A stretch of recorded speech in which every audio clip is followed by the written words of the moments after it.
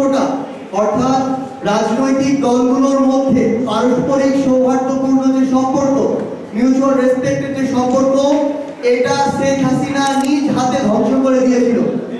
আমাদের নতুন বাংলাদেশের অন্যতম বড় চ্যালেঞ্জ হচ্ছে রাজনৈতিক দলগুলোর মধ্যে পারস্পরিক শ্রদ্ধাবোধের সম্পর্ক ফিরিয়ে আনা।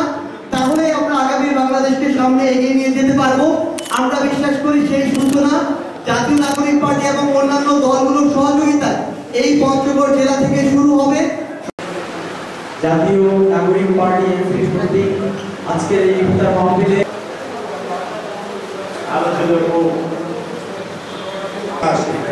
রাজনৈতিকভাবে যে কোনোভাবে কোনো মানুষকে ঐক্য বা ঐক্যবদ্ধ হয়ে কাজ করার তৌফিক দান করে যাবে।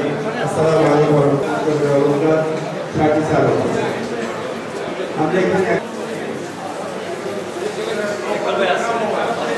আসসালামু আলাইকুম। আজকে 16 বছর ধরে আমাদের কোনো বাক স্বাধীনতা ছিল না এবং আর বাংলাদেশে ফেরত আসতে দেব না।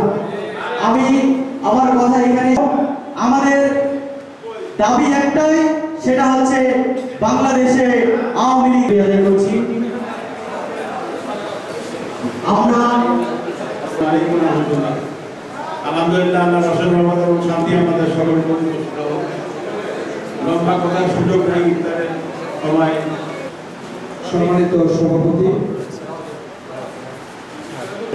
ইফতার মাহফিলে পঞ্চগড়ের রাজনৈতিক নবদম্পতিদেরকে নিয়ে দল বিএনপির পক্ষ থেকে পঞ্চগড় নাগরিক পার্টির আজকের এই একটা মাহফিল। আমাদের নতুন বাংলাদেশের অন্যতম বড় চ্যালেঞ্জ হচ্ছে রাজনৈতিক দলগুলোর মধ্যে পারস্পরিক শ্রদ্ধাবোধের সম্পর্ক